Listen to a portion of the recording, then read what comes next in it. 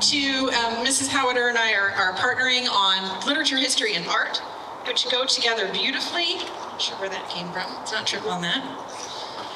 And I want to start by saying my lesson isn't grammar and logic. My lesson's kind of all-encompassing overall, just some concepts that we use and some ways that we discuss things.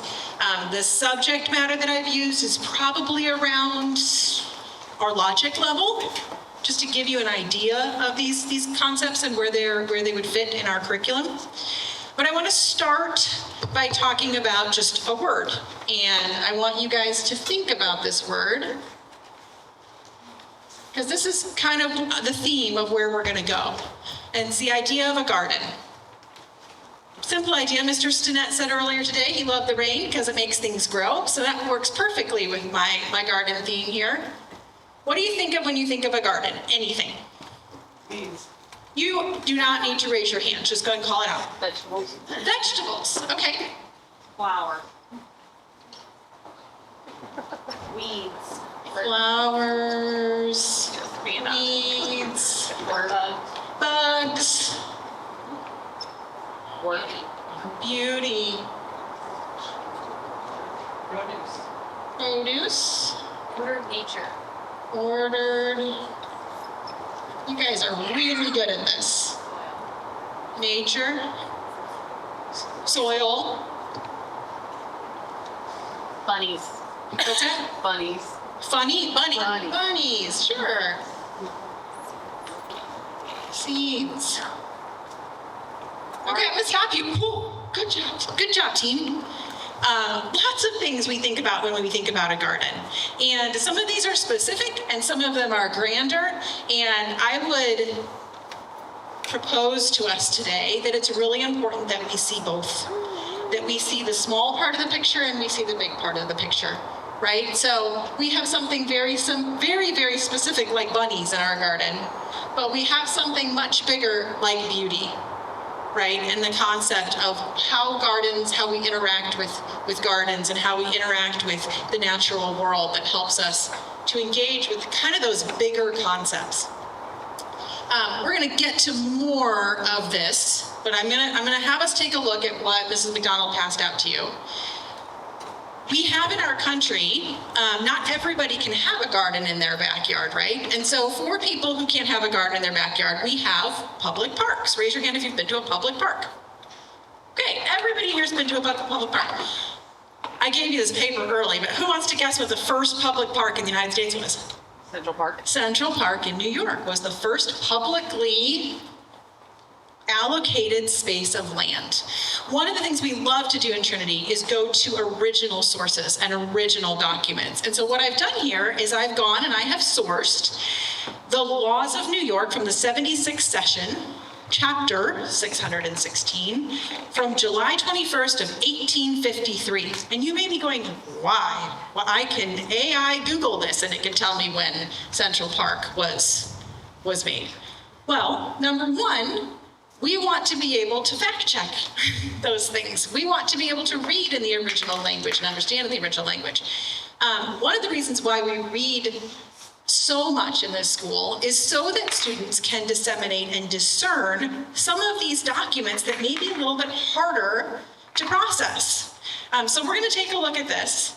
And I guess an example, let me give you an example of that. In my civics class, not only do we read the entire Declaration of Independence, not only do we read the entire Constitution, but we read original Supreme Court rulings that happened this year. Because I don't want our students to just listen to what a commentator says about a Supreme Court decision. I want them to go read the Supreme Court decision so that they can form their own opinion about what the court decided. That helps them to be a good citizen. To not just listen to an echo chamber of opinions who are saying things about a Supreme Court decision, but to be able to evaluate that on their own. So let's take a look really quickly at this. I'm just going to read some of the parts of it. It says, an act to alter the map of the city of New York by laying out thereon a public place and to authorize the taking of the same. Before we move on, let me just ask you guys, what do you think New York was like in 1853? Smoggy. What? Like smoky. Smoky, yeah. Why was New York smoky in 1853? Yeah, industrial. We're right in the heart of the movement of moving our society from an agrarian, rural society into an industrial society. We've got people fleeing the country and moving to cities in droves, in thousands, in millions. And so they're doing that because factories are making things cheaper and they're eliminating jobs of small entrepreneurs, and everybody's got to move to the city to have these jobs. Okay, well, what's the result of that? Between 1800 and 1914, the New York population multiplied 100-fold. That's math for you there. Where did Mr. LeMountain go? Between 1833 and 1900, the population of Chicago expanded 5,000-fold. It doubled every 5 years between those years.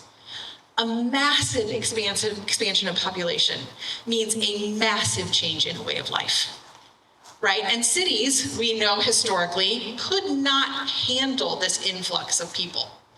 It was really, really, really hard for them to manage the number of people, sanitation-wise. She said smoky.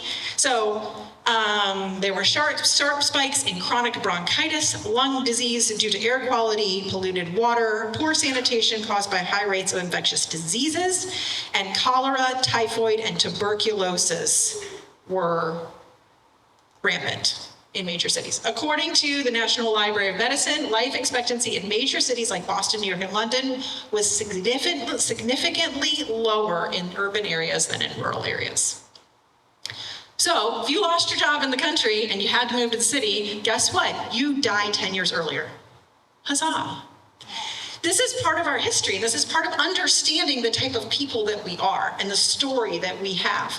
So what does New York decide to do in part to counter this? They decide they need a public park, and a big one at that, right? We've got a massive problem with people dying earlier than their rural counterparts. We've got a massive problem in sanitation and the health of our community. So what are they going to do? Let's look at section 1. All that piece of parcel of land situate lying and between in the 12th, 19th, and 22nd wards of the city of New York, bounded southerly by 59th Street, northerly by 166th Street, easterly by 5th Avenue, and westerly by the 8th Avenue, is hereby declared to be a public place. Go ahead and flip it over and look at that little section 5.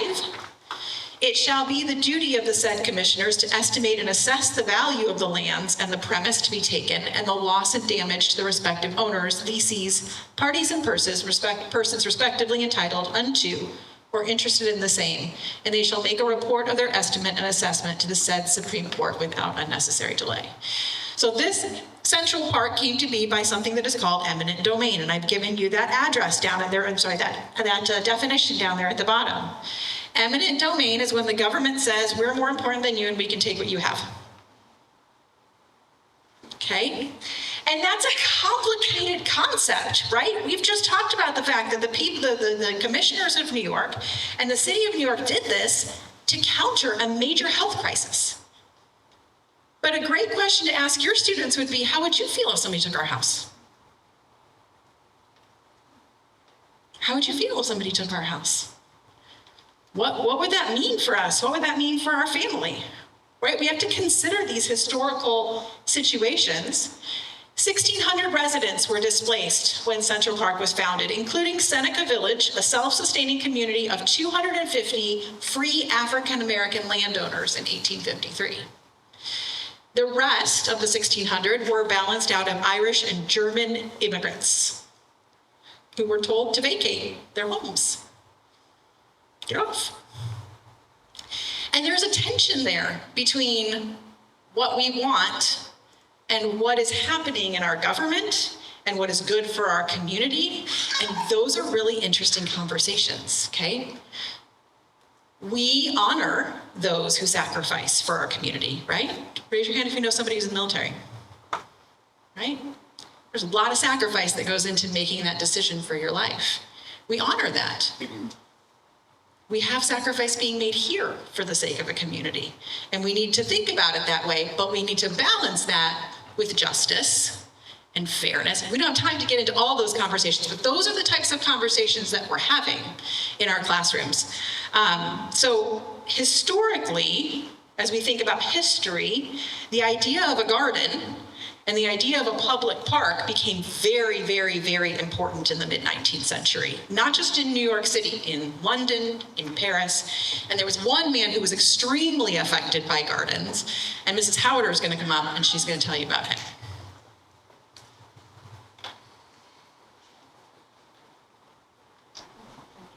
Hold the microphone as well as do it. I'll try to just do it. Okay. So, if you can hear me, then I will hold the. I think you're quiet. You need the microphone from your side. Okay, Kara. So hop on over to Paris, France, because in the mid-1800s, it was also the start of Impressionism. And who knows who painted this? Monet. Yes, Mr. Williamson. Who? Monet? Monet, yes. So this painting is called Impression Sunrise, and it started a movement called Impressionism. He named it Impression Sunrise and labeled it as such. And an art critic, not in the Salon art show that was the big, most important art show in Paris, but just an individual, Claude Monet and some others just said, we're just gonna have our own art show because we're doing something new. And so this painting was shown in that individual art show, and an art critic made fun of it and said, sure, it's an impression, you're impressionists. He used that term in a negative way to make fun of Claude Monet. And so Claude Monet, though, took that and said, okay, sure, I am an impressionist. And called himself that, is called the father of Impressionism. And then several artists followed him. And they liked the big brush strokes. They liked capturing a fleeting moment. This could be when Mrs. Monteen said, do Impressionism, I was so glad because we did that last year. So I'd already studied Claude Monet and your students studied Claude Monet, but I said to them, what time frame is this? And I didn't tell them the name of the painting was actually Sunrise, but it is a sunrise picture. It could be sunset as well, but so this started it all, and it was definitely a strong movement of that time, of just doing things differently. The Industrial Revolution was also taking place, as Mrs. Monteen said. And then, let's see, I think I have, oh, yes. So the other picture I was going to show you is his water lilies. So yes, Claude Monet loved gardens. He had a huge garden. He had a Japanese bridge, which was built over his water lily pond. The Japanese influence was because Japan opened its borders after 2 centuries of isolation, and in the mid-1800s. And so a lot of the artists were also influenced by Japanese prints and things that were being shipped over at that time for the first time. So anyway, yeah, he had the Japanese bridge over the water lilies, but he painted water lilies 250 times. So he just loved to capture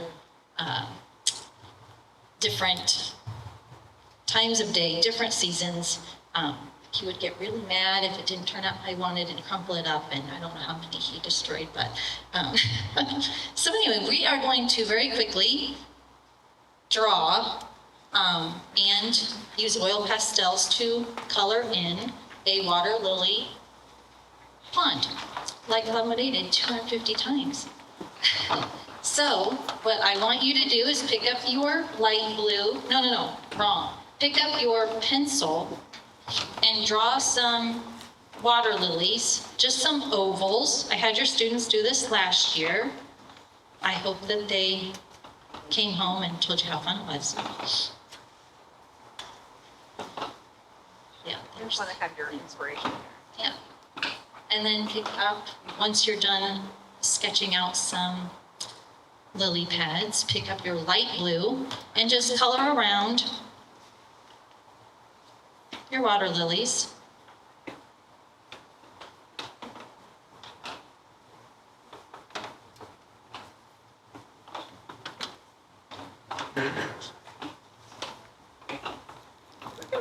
artists, you guys are working so hard.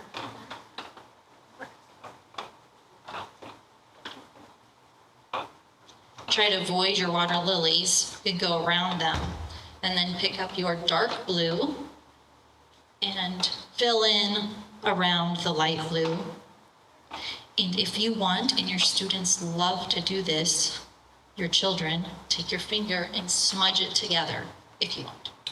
You can blend it with your finger, you can blend it with a tissue.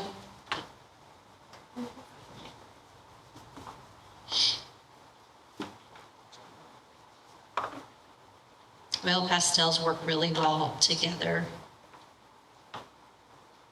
So just go right over the top of your blue if you want. If you want to make your water darker, you can. If you want to keep some of your light blue underneath showing as much as possible, you can. Then take your dark green and color your lily pads.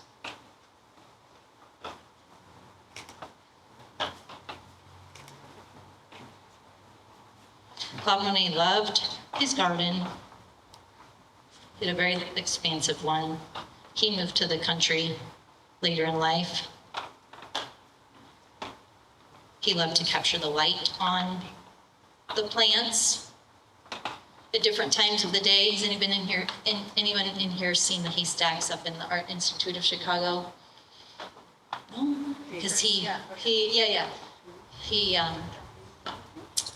loved to capture the different days or different time of the day in each of those haystacks. So after you've got your lily pads colored in with the dark green, take your light green and highlight the top of it, like Claude Monet would have done to capture that light.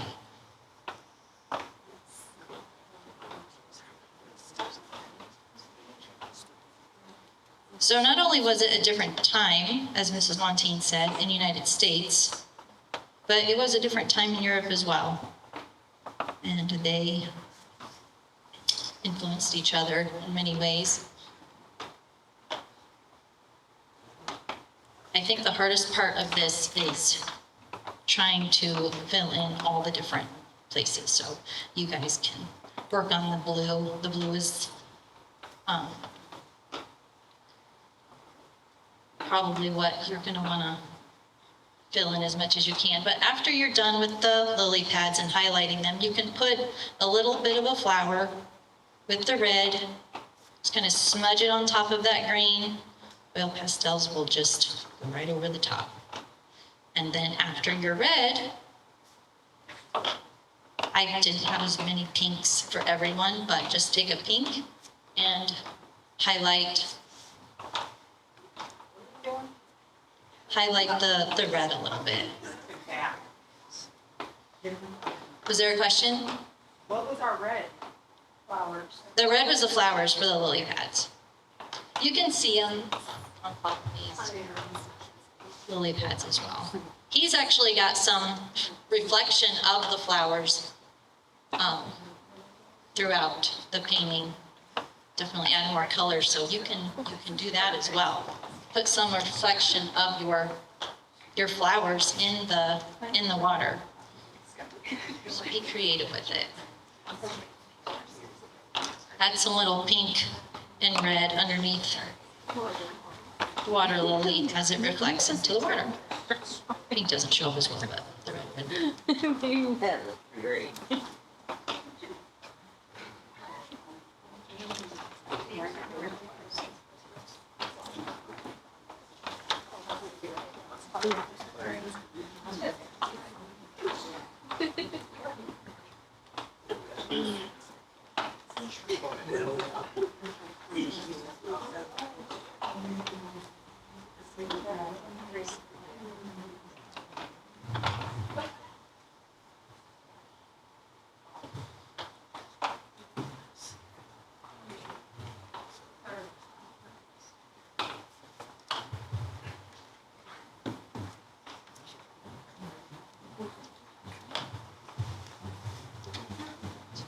Thank you. So you guys can keep smearing. Keep smearing. One of the things that I absolutely love about classical education is the integration of subject matter. Do you have a question? Were you waving at me for a reason? No, just saying hi. Hi. Good to see you. I love how different subjects illuminate each other.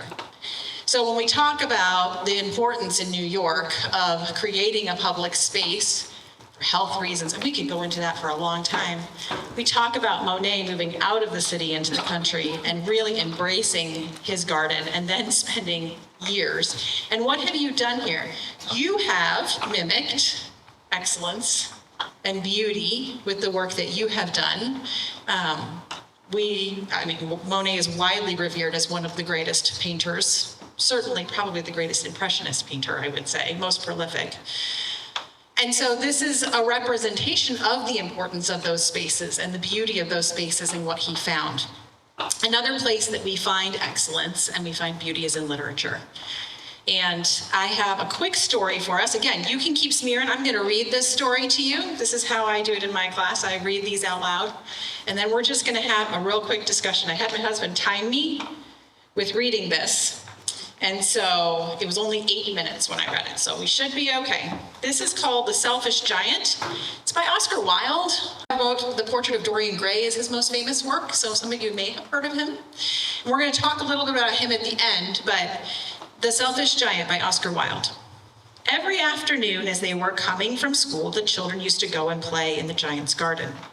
It was a large, lovely garden with soft green grass. Here and there over the grass stood beautiful flowers like stars, and there were 12 peach trees that in the springtime broke out into delicate blossoms of pink and pearl, and in the autumn bore rich fruit.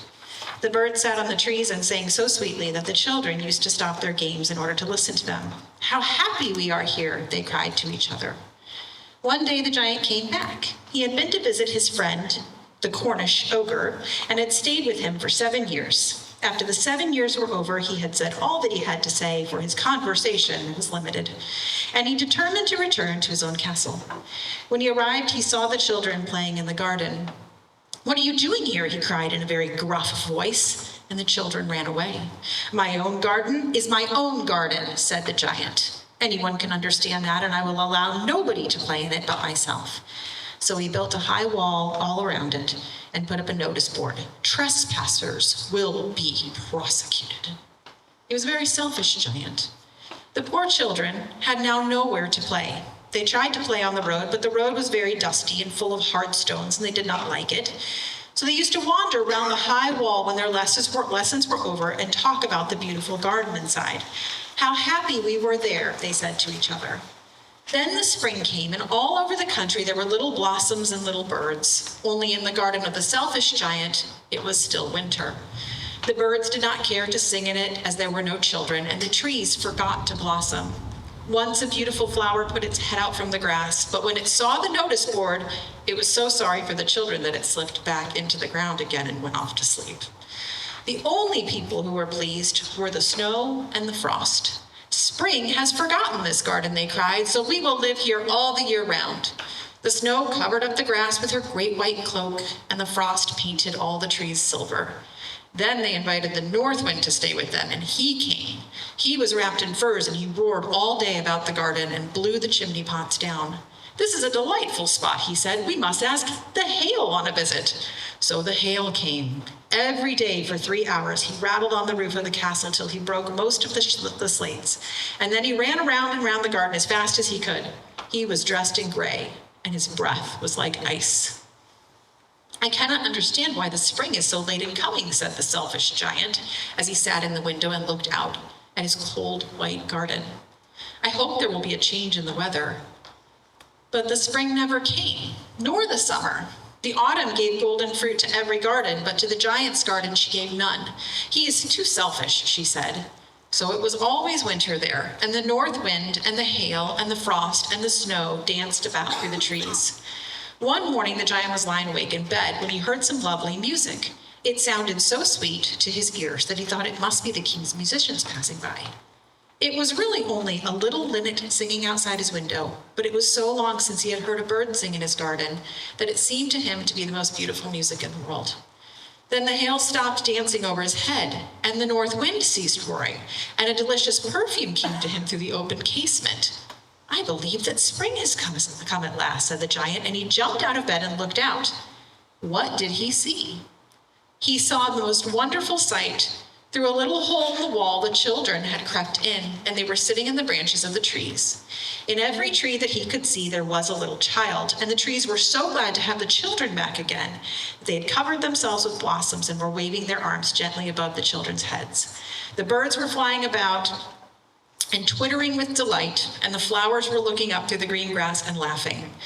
It was a lovely scene, only in one corner it was still winter.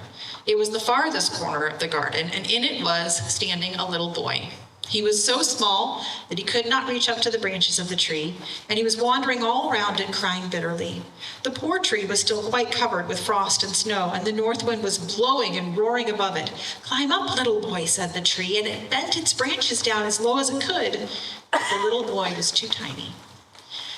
And the giant's heart melted as he looked out. "How selfish I have been," he said, "and now I know why the spring would not come here. I will put that poor little boy on the top of the tree, and then I will knock down the wall, and my garden shall be the children's playground forever and ever." He was really very sorry for what he had done. So he crept downstairs and opened the front door quite softly and went out into the garden. But when the children saw him, they were so frightened that they all ran away, and the garden became winter again. Only the little boy did not run, for his eyes were so full of tears that he did not see the giant coming. And the giant stole up behind him and took him gently in his hand and put him up into the tree. And the tree broke out at once into blossom. And the birds came and sang on it, and the little boy stretched out his 2 arms and flung them round the giant's neck and kissed him. And the other children, when they saw that the giant was not wicked any longer, came running back. And with them came the spring. "It is your garden now, little children," said the giant, and he took a great axe and knocked down the wall. And when the people were going to market at 12 o'clock, they found the giants playing with the children in the most beautiful garden they'd ever seen. All day long they played, and in the evening they came to the giant to bid him goodbye. "But where is your little companion?" he said. "The boy I put in the tree." The giant loved him best because he had kissed him. "We don't know," answered the children. "He has gone away. You must tell him to be sure to come here tomorrow," said the giant. But the children said they did not know where he lived and had never seen him before, and the giant felt very sad. Every afternoon when school was over, the children came and played with the giant. But the little boy whom the giant loved was never seen again. The giant was very kind to all the children, yet he longed for his first little friend and often spoke of him. "How I would like to see him," he used to say. Years went over, and the giant grew very old and feeble. He could not play any more, so he sat in a huge armchair and watched the children at their games and admired his garden. "I have many beautiful flowers," he said, "but the children are the most beautiful flowers of all." One winter morning, he looked out of his window as he was dressing. He did not hate the winter now, for he knew that it was merely the spring asleep and that the flowers were resting. Suddenly he rubbed his eyes in wonder and looked and looked. It certainly was a marvelous sight. In the farthest corner of the garden was a tree quite covered with lovely white blossoms. Its branches were all golden, and silver fruit hung down from them, and underneath it stood the little boy he had loved. Downstairs ran the giant in great joy and out into the garden. He hastened across the grass and came near to the child, and when he came quite close, his face grew red with anger, and he said, "Who hath dared to wound these?" For on the palms of the child's hands were the prints of 2 nails, and the prints of 2 nails were on his little feet. "Who hath dared to wound thee?" cried the giant. "Tell me, that I may take my big sword and slay him." "Nay," answered the child, "but these are the wounds of love." "Who art thou?" said the giant, and a strange awe fell on him, and he knelt before the child. And the child smiled on the giant and said to him, "You let me play once in your garden. Today you shall come with me to my garden, which is paradise." And when the children ran in that afternoon, they found the giant lying dead under the tree, all covered with white blossoms. This is the 3rd or 4th time that I've read this in preparation, and I gotta tell you guys, this is so richly packed with so many beautiful things that we could unpack. And we have very little time, so I'm just gonna take like 5 minutes to highlight a few things in this very beautiful story. We talked about garden. And one of the things that we didn't talk about was what scripture tells us about a garden, or where we find a garden in the Bible. Clearly, Oscar Wilde is making a lot of biblical allusion here in his story, right? So just where do we hear about a garden in the Bible? The Garden of Eden certainly is one of them. But what do we find in the Garden of Eden? Tree of life and the tree of knowledge, yep. God is there. We find perfect beauty and provision in the garden. What else do we find in the garden? Adam and Eve, there are people in that garden, right? And it is the first picture of paradise. Where else do we see a garden in the Bible? One more time? Gethsemane. We have the Garden of Gethsemane. That's right. What do we have in the Garden of Gethsemane? Christ. Jesus is in the Garden of Gethsemane. At what point in his life? Before he dies. That's right. He is in agony and he is in prayer. There's sorrow in that garden. Scripture's full of pictures of seasons and fruit and abundance with regard to the idea of how God presents himself and helps us to understand his nature with a garden. And what Oscar Wilde has done here is brilliantly do a little flip-flop. Who owned this garden here? The giant owned the garden. Is the giant God? No. The giant is absolutely not God. Who's the selfish giant? Everybody take your finger and point it at yourself. We're the selfish giants, right? This is how we react when we have something that we don't want to share. It's a beautiful story to talk about sharing and kindness, graciousness with your children. There were lots of allusions. Actually, I'm going to do this because I learned this yesterday. I'm going to give you 2 minutes, and I want you to talk about with your table what part nature played in this story. There was a beautiful personification of nature in here. Different parts of nature had different personalities. Like, was really talked about like it was playing a part in this. So personification is a literary device. Authors use literary devices all the time to enhance a story. And in this one, we get nature in a lot of really beautiful ways. So I'm going to give you 3 minutes to talk with your table about the different ways that nature was personified in the story. I mean, a lot of people think that where the Spring didn't want to come. emotional He was kind of so spring just played cold and joyous. the not warm, like the cold stuff, it's like, hey, this is a great place to be. There's no warmth here, there's no love. Right. So spring. And all the love stayed away because kids weren't there. Well, then hail was, I feel like hail was so just so good on it. I remember too. Because it said, yeah, well, and the ogre called hail and then nobody's mouth was interesting, right? Like that.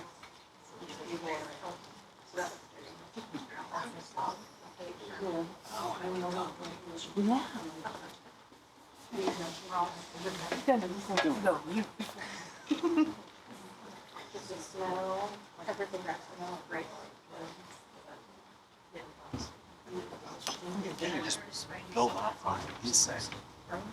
I love that I see you all looking at your papers while you're examining this, because one of the things I would ask for if we were in a discussion is evidence. If you want to tell me how nature was personified, show me the evidence from the story.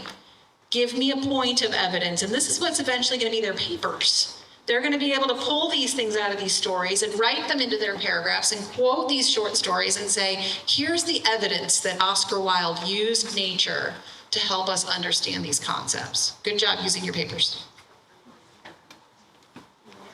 We're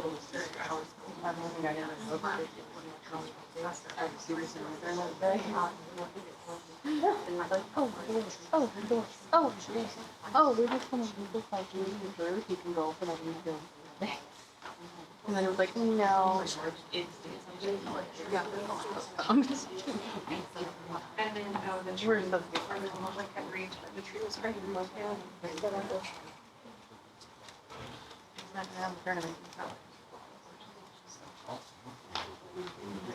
One of the things that I love about nature, this is how nature responds to the little boy. In the very beginning, when he's in the corner and he can't get up and the tree's trying so hard to get him up into his branches, right? Because we know who the little boy is an allegory for, right? Who is it?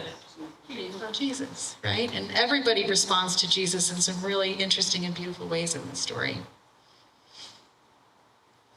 Okay, did everybody come up with some evidence? We have some personification of the seasons, spring and the north wind and the hail and the way that the trees reached for the children and responded to the children in different ways. Interestingly enough, Oscar Wilde is most famous. How many of you know Oscar Wilde? Yeah, how many of you have read The Portrait of Dorian Gray? A couple. Okay, yeah. It's kind of a weird story. It's a really kind of weird story. One of the things that Oscar Wilde is most famous for is that he was married, but he was a homosexual, and he was found out to be homosexual and was sent to prison for it. He served 2 years in prison for indecency with a man. And that's often the legacy that people have for him. Even though he was very witty, he was a beautiful writer. But Oscar Wilde, in the years that he was in prison, wrote something. And his life after prison was very different than his life before prison. I want to read to you from De Profundis, which he wrote when he was in prison. The gods had given me almost everything, but I let myself be lured into long spells of senselessness and sensual ease. I amused myself with being a dandy, a man of fashion. I surrounded myself with the smaller natures and the meaner minds. I became the spendthrift of my own genius, and to waste an eternal youth gave me a curious joy. Tired of being on the heights, I deliberately went into the depths in search of a new sensation. When the paradox was to me the sphere of thought, perversity became to me the sphere of passion. Desire at the end was a malady or a madness or both. I grew careless of the lives of others. I took pleasure where it pleased me and passed on. I forgot that every little action of the common day makes or unmakes character, and that therefore what one has done in the secret chamber, one has some day to cry aloud on the housetop. I ceased to be lord over myself. I was no longer the captain of my soul, and I did not know it. I allowed pleasure to dominate me, and I ended in horrible disgrace. There is only one thing for me now: absolute humility. Later, he goes on to describe humility, and he capitalizes humility and says that that's the thing he wants to cling to, and that's the thing that he longs for, as opposed to the way that he was living his life before. Ellis Hansen, in a book, Decadence and Catholicism, which was published by Harvard University Press, later quoted, or I'm going to read you a quote about his book, said that after his release from prison for his infamous love affair, Wilde exited with a new lease on life. He immediately asked to be invited to join a monastery in order that he might practice Catholic teachings, but he was declined due to the public scandal of his presence. At the news of that rejection, he wept bitterly. And from his release onward, Oscar Wilde spent nearly every day until his death attending Catholic Mass. On his deathbed, a friend, in response to a promise that he had made earlier, brought a Catholic priest. And at the time of his death, Oscar Wilde was baptized and confirmed into the Catholic Church right before he died. An interesting character, but we read The Selfish Giant, and we hear a little bit of his life too, right? That he had made choices based on his preferences, that he had shut out that which was innocent and joyful and lovely, and instead seeked himself into winter and darkness and agony.